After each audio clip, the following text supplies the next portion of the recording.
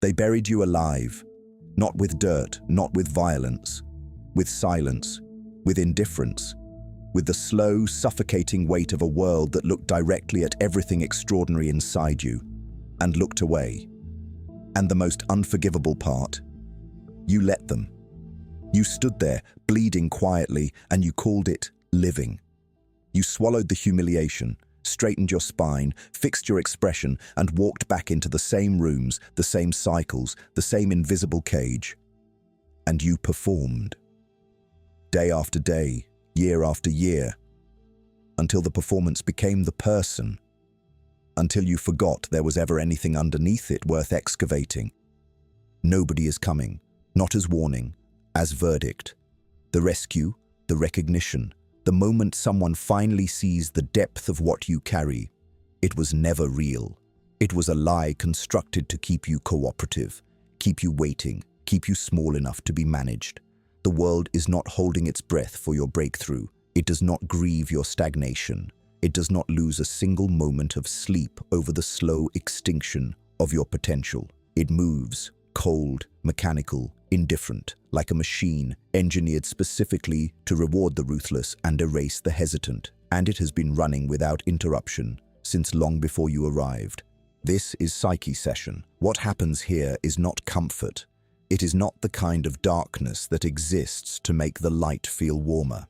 It is the kind of darkness that reveals, that strips every constructed illusion down to bone and forces you to look at what you have actually been building with your one irretrievable life. What follows is Machiavellian, psychological, permanent. It will reach into the deepest, most defended part of you and rearrange something that will never go back. Number 1, the world never loved you. It was testing you. From the moment you entered this world, you were handed a script, not written for your liberation, written for your compliance. Every system built around you, family, society, religion, education, was engineered with a singular unspoken objective, not to develop you, to domesticate you, to file down every sharp, dangerous, untamable edge until you fit perfectly into a space small enough to be controlled. The love you thought you received was mostly conditional architecture. It arrived when you obeyed, when you performed, when you shrank yourself into an acceptable shape. The moment you pushed back, the moment you deviated, the moment you revealed something raw and unfiltered, it cooled, withdrew. And you learned the lesson they never said out loud: be palatable or be alone. That early wound never healed. It simply went underground. It restructured itself into people-pleasing, into over-explaining, into the compulsive need to be understood by people fundamentally incapable of understanding you. You chased validation from the very system that was designed to diminish you, and every time it failed to deliver, you blamed yourself. That is the most sophisticated trap ever built, making the prisoner believe the cage is their own fault. Machiavelli wrote that men are so simple and so obedient to present necessities that he who deceives will always find those who allow themselves to be deceived. Read that again. Let it cut. Because the greatest deception ever performed was not done by an enemy. It was done by everything you trusted, everything you loved, everything that smiled at you while quietly ensuring you never became too powerful to need it. The world does not reward goodness. It rewards positioning. It does not elevate the most deserving. It elevates the most strategic. Every gentle, obedient, approval-seeking behavior you were praised for as a child was preparation, not for your success, but for your usefulness to someone else's agenda. You were being cultivated, not celebrated. This is forbidden knowledge, because the moment you truly absorb it, you become ungovernable. You stop seeking, stop performing. Stop handing your power to systems that were never designed to return it. The ones who control society understand this law completely. That is precisely why they never teach it, and that is precisely why you needed to hear it today. Number 2. Silence is not emptiness. It is where predators are born. Every powerful man who ever walked this earth shared one defining characteristic that his enemies consistently underestimated. Not intelligence, not strength, not resources, silence. The ability to become completely, unnervingly, devastatingly still while the world around him collapsed into noise. Silence is not the absence of power. It is where power is forged, sharpened, and made lethal. Most people cannot tolerate silence. It terrifies them. The moment the noise stops, the distractions, the conversations, the endless consumption of everything meaningless, they are left alone with the one thing they have spent their entire lives running from: themselves. Their silence reveals their emptiness, and rather than fill that emptiness with something real, they reach immediately for noise again, and remain powerless. Forever. Machiavelli understood that the man who speaks first in a room of wolves has already surrendered his position.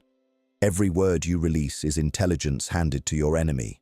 Every emotion you perform in public is a vulnerability catalogued and stored against you. The world does not reward expressiveness, it exploits it. Every time you overshared, over-explained, or sought understanding from the wrong people, you handed them the blade they would eventually use on you. There is a particular kind of man the world cannot decode. He does not react, he does not rush, he does not fill silences with nervous words or hungry explanations. He sits inside stillness like it was built specifically for him. And in that stillness, he sees everything, every motive, every manipulation, every carefully constructed performance others present as authenticity. Silence is not emptiness. It is the highest form of psychological surveillance. The most dangerous transformation a man can undergo is not physical. It is the moment he stops needing to be understood, the moment external noise loses its grip on his internal state, when validation becomes irrelevant, when reaction becomes optional, when the need to explain himself to anyone dissolves completely. He becomes something the world has no category for: unreadable, unmovable, untouchable. Go completely silent for once in your life, not as a tactic, as a practice. Sit inside yourself without flinching, without reaching, without escaping. What you find there, underneath all the noise, all the performance, all the identity constructed for public consumption, is the most ruthless, most refined, most powerful version of yourself. It has been waiting, patiently, in the dark, this entire time. Number 3. They didn't break you. They revealed what you were made of. Everything that was done to you, every betrayal, every abandonment, every moment someone looked at your trust and chose to weaponize it, was not an accident. It was an examination. The universe does not send destruction to punish you. It sends it to measure you, to separate the constructed version of you from the real one. And most people fail that examination not because they are weak, but because they never understood what was actually being tested. Pain is the most honest teacher that has ever existed. It does not flatter. It does not adjust its curriculum based on your comfort. It arrives without apology, strips everything artificial from your identity, and places you in direct, unmediated contact with the truth of who you are when absolutely nothing is holding you together. Most people run from that confrontation. The ones who don't become something else entirely. The betrayals that destroyed you were also the events that revealed every false foundation you were building your life upon. Every person who left exposed a dependency you should have never had. Every failure revealed an assumption that was never earned. Every humiliation showed you exactly where you had handed your power to something external and temporary. Destruction, when studied without self-pity, is the most precise map to your own weakness ever drawn. Machiavelli wrote that the lion cannot protect himself from traps, and the fox cannot defend himself from wolves. One must therefore be a fox to recognize traps, and a lion to frighten wolves. You were neither when they broke you. You were something softer, something that believed the world operated on the same decency you offered it. That belief was not a virtue, it was a blindness, and reality corrected it the only way it knows how: violently. What was taken from you was never truly yours to keep. The relationships that collapsed were built on illusions both parties agreed to maintain. The identity that shattered was assembled from other people's definitions of who you should be. The certainty that crumbled was borrowed confidence, never forged from actual self-knowledge. Nothing real was destroyed, only everything false. And that demolition, as unbearable as it was the most necessary event of your life. You were not broken, you were excavated, and what remains after everything false has been stripped away is not damage, it is foundation, raw, undeniable, indestructible foundation. The question is not whether you survived, you are here. The question is whether you are finally ready to build something on that foundation that the world will never again have the power to touch. Number 4. Most men die twice. Once in the body. Once the day they stopped becoming. There is a death that leaves no grave, no eulogy, no mourners standing in the cold. It happens in the middle of ordinary life, on an unremarkable day, in a moment so quiet the man it happens to barely registers it himself. It is the death of becoming. The precise moment a man stops evolving, stops pushing, stops reaching into the darkness of his own potential and pulling something new into existence. After that moment, he is simply occupying space, breathing, but not alive, not truly. Look around you. Most men you encounter are already dead in this way. You can see it in the stillness behind their eyes. Not the powerful stillness of a man in control, but the hollow stillness of a man who has stopped fighting himself. They have made peace with their ceiling, decorated their limitations, built entire identities around the version of themselves they settled for when the cost of becoming more felt too steep. The most insidious lie ever absorbed by the human mind is that there is a destination, a point of arrival, a version of success after which the work of becoming yourself is finally complete. Men reach a certain income, a certain status, a certain relationship, and they stop. They mistake the plateau for the summit. And on that plateau, surrounded by everything they thought they wanted, something inside them begins to decompose without them ever understanding why. Machiavelli understood that a man who is not becoming is not standing still. He is regressing. The world is in constant, ruthless forward motion. Every day you remain the same. The distance between you and the life you are capable of living grows wider. Stillness, in the context of growth, is not peace. It is the slowest, most dignified form of self-destruction available to a conscious man. The second death is the one you choose. Nobody imposes it. No enemy engineers it. No circumstance forces it. You arrive at it through 1,000 small surrenders, each one reasonable, each one justified, each one feeling like wisdom in the moment and revealing itself as cowardice in retrospect. The accumulation of those surrenders is what builds the coffin, and the most haunting truth is that most men climb inside it willingly, pull the lid, close themselves, and spend the rest of their lives calling it comfort. Refuse it, not loudly, not dramatically, with the cold, immovable, silent decision of a man who has looked directly at his own decay and chosen differently. Become something today that yesterday's version of you could not have contained.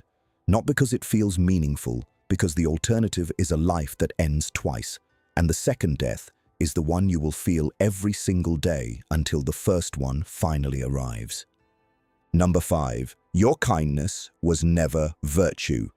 It was fear wearing a noble mask. This is the section most people will refuse to finish, not because it is untrue, because it is too true, because it will reach into the most defended, most sacred corner of your self-image, the part where you store your belief in your own goodness, and it will place something cold and precise against it. The kindness you have been performing your entire life was never entirely virtue. Most of it was survival. Most of it was fear dressed in the language of decency. Examine it honestly. The times you stayed silent when you should have spoken, you called it kindness. It was self-protection. The times you gave more than was returned, tolerated more than was deserved, forgave faster than was earned. You called it strength. It was the compulsive behavior of someone terrified of conflict, terrified of abandonment, terrified of the specific loneliness that arrives when you finally enforce your own standards and discover who remains. The world taught you early that anger was dangerous, that boundaries were selfish, that the person who needed least and endured most was somehow the most admirable figure in the room. And you absorbed that teaching completely. You built an entire identity around it. You became the reliable one, the understanding one, the one who never asked for too much. And you mistook the exhaustion of that performance for the weight of genuine virtue. It was not virtue. It was a cage with a flattering name. Machiavelli wrote that it is better to be feared than loved if you cannot be both. Not because love is worthless, but because love built on your perpetual softness is not love. It is dependency. It is the calculated affection of people who have identified you as someone who will never cost them anything. They do not love you. They love your availability. They love that you have trained yourself to need their approval more than you need your own dignity. The most ruthless act of self-examination you will ever perform is separating your genuine compassion from your conditioned compliance. One comes from wholeness, from a man so secure in himself that generosity costs him nothing. The other comes from emptiness, from a wound so deep it disguises itself as a personality trait. One is power. The other is a liability that every perceptive predator in your life has already identified and filed away for future use. Stop performing goodness for people who are performing gratitude. Stop being understanding toward people who are performing vulnerability to extract your resources. The moment you retract the unlimited access you have been offering the world to your patience, your time, and your emotional labor, you will discover with brutal clarity exactly who was there for you and who was simply there for what you provided. That discovery will be devastating, and it will be the most important intelligence you have ever gathered about your own life. Number 6. The version of you they accepted was never the real you. It was your surrender. Every relationship you have ever been in, romantic, social, professional, required a negotiation you were never explicitly told was happening. An unspoken agreement where you exchanged the most dangerous, most authentic, most unfiltered parts of yourself for acceptance. You filed down your edges, dimmed your intensity, swallowed your instincts, and in return they stayed, they approved, they called it love. What it actually was a transaction, and you paid for it with the most valuable currency in existence, yourself. Think about the version of you that exists in public, in rooms full of people who believe they know you. That version speaks at a certain volume, holds certain opinions, displays certain emotions, and carefully conceals everything that would make them uncomfortable, everything that would make them reconsider their assessment of you. That version was not born. It was constructed, piece by piece, through years of social conditioning, until the performance became indistinguishable from the person.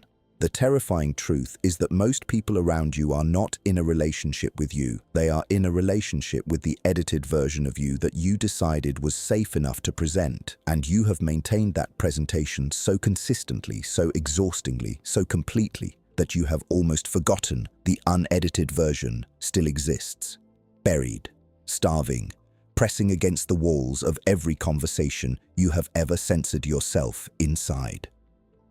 Machiavelli understood that the man who shows the world his complete self hands the world a map to his destruction. But there is a critical distinction he also understood between strategic concealment and pathological self-erasure. One is power, the other is imprisonment. Concealing your depth from enemies is intelligence. Concealing your truth from yourself because the world made you ashamed of it, that is the most devastating form of self-betrayal ever committed in silence. The people who genuinely accepted you were never the ones you performed for. They were the rare, unsettling few who saw through the construction, who caught a glimpse of the unfiltered thing underneath, and did not look away. Those people are not found in the rooms where you are most comfortable. They are found in the moments where your performance collapsed and something real escaped before you could stop it. Reclaim what you surrendered. Not with explanation, not with announcement, in silence, in private. Excavate every opinion you buried, every instinct you dismissed, every part of your character you amputated to fit into spaces that were always too small for what you actually are. The world did not deserve the real you, but you do, and the process of returning to yourself, ruthlessly, unapologetically, completely, is not healing, it is resurrection. Number 7. Most people are not against you. They are simply removing themselves from your ascension. There is a particular poison that enters a man the moment he begins to rise. Not from his enemies. Enemies are manageable, visible, something you can position yourself against. It comes from the people closest to him, the ones who shared his struggle, witnessed his lowest moments, built their entire understanding of him around the version that needed them. The moment he begins to outgrow that version, something shifts in them, something cold and involuntary. And what follows is not malice, it is something far more dangerous. It is fear disguised as concern. Watch carefully how people respond to your growth, not your pain.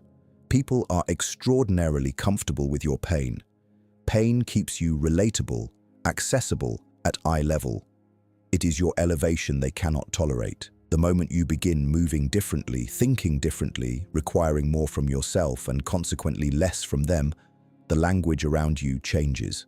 Suddenly, you are arrogant. Suddenly, you have changed. Suddenly, the very qualities they once claimed to admire in you become the evidence they use to construct a case against your transformation. This is Machiavelli's most overlooked observation about power. That proximity to a rising man creates an involuntary reckoning in everyone around him. Your ascension holds a mirror to their stagnation. Your discipline indicts their comfort. Your silence exposes the emptiness of their noise. They do not hate what you are becoming. They hate what your becoming forces them to confront about what they have chosen to remain. And rather than confront it, they will attempt to pull you back to the level where their own choices feel justified. The cruelest cuts will never come from strangers. They will come wrapped in familiarity, delivered in the language of care, disguised as honesty. The friend who calls your ambition obsession. The family member who reframes your boundaries as coldness. The partner who mistakes your evolution for abandonment. None of them are villains. They are simply people whose identity was built around a version of you that no longer exists. And they are grieving it in the only way they know how, by attempting to resurrect it. You are not obligated to remain small to make others comfortable with their own size. Read that with the full weight it carries.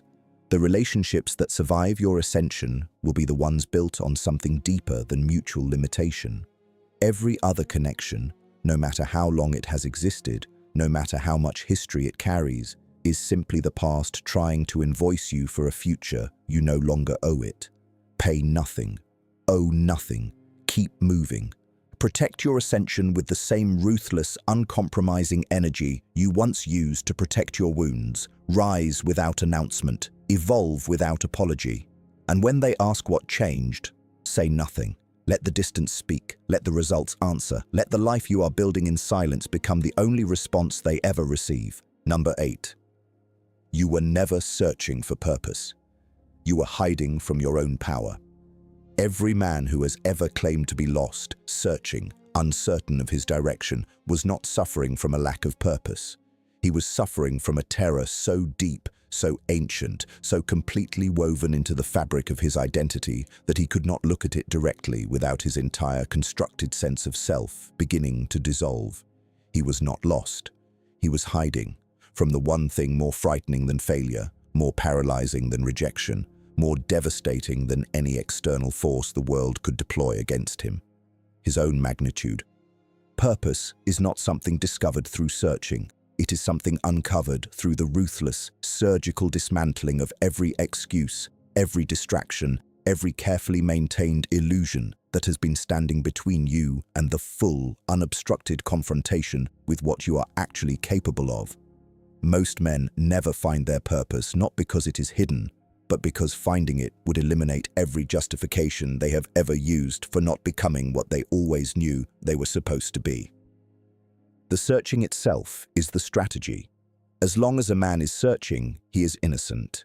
He has not yet failed because he has not yet fully committed. He exists in the comfortable purgatory of potential, close enough to the idea of greatness to feel significant, far enough from actual execution to remain safe from the verdict of reality. Searching is the most sophisticated form of self-sabotage ever constructed because it wears the appearance of effort while delivering the security of inaction. Machiavelli understood that men deceive themselves far more elaborately than any enemy ever could. The fortress of excuses a man builds around his own cowardice is an architectural masterpiece, layered, internally consistent, emotionally convincing, spiritual uncertainty, unresolved trauma, waiting for the right moment, each brick placed with extraordinary precision to ensure the structure never collapses under examination.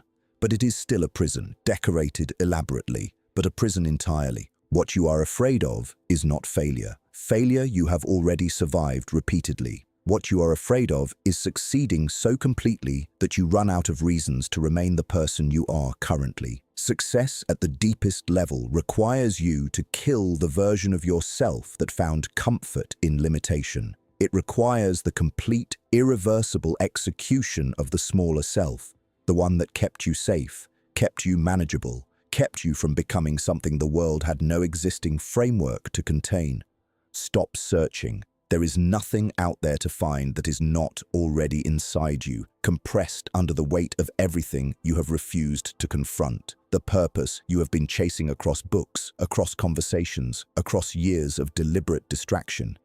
It has been watching you search for it from the one place you consistently refused to look. Inside the silence, inside the stillness, inside the version of yourself you have been too afraid to fully inhabit. Go there, not gently, violently, and do not come back as anything less than everything you have been avoiding becoming. Number 9. Power is not given. It is carved from the flesh of everything you were willing to sacrifice.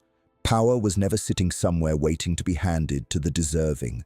It does not respond to need, to talent, to suffering, or to time served. It responds to one thing exclusively: the willingness to sacrifice everything comfortable, everything familiar, everything that made you feel safe, on the altar of becoming something that comfort could never have produced. Every man who ever possessed real, undeniable, atmospheric power paid a price the world never saw. Behind every untouchable man is a graveyard, filled with relationships sacrificed, illusions buried, softer versions of himself executed one by one with cold, deliberate precision. Power is not built, it is carved, from loss, from isolation, from the devastating discipline of choosing your ascension over everything that felt good in the moment. The ones who never pay the price remain permanently ordinary. They keep everything comfortable and wonder why nothing changes. They protect their softness and mourn their mediocrity.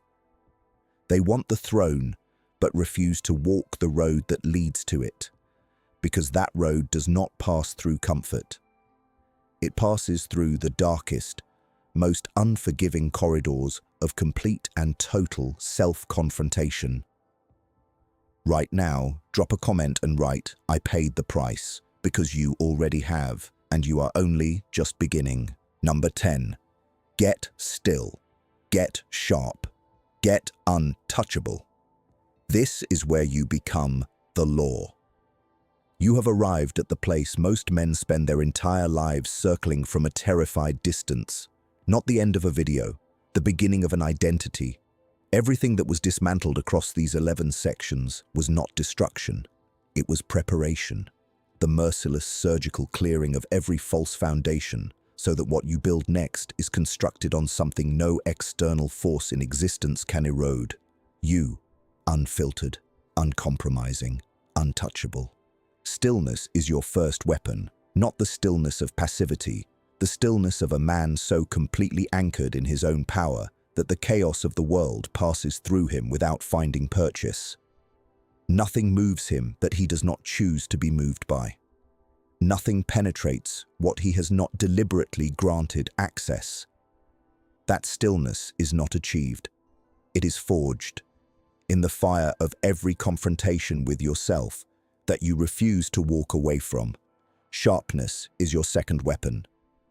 The razor precision of a mind that has been stripped of illusion, stripped of need, stripped of the desperate hunger for external validation that once made you readable, predictable, and exploitable.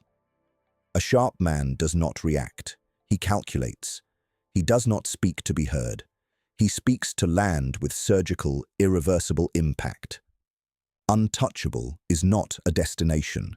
It is a daily, cold, unrelenting decision. The decision to never again hand the architecture of your inner world to something outside yourself. To never again allow another person's perception to become your reality. To never again negotiate your standards downward to accommodate someone else's comfort with your limitations. Write "I am untouchable" in the comments right now. Not as a statement. As a declaration of war against everything that ever tried to diminish you.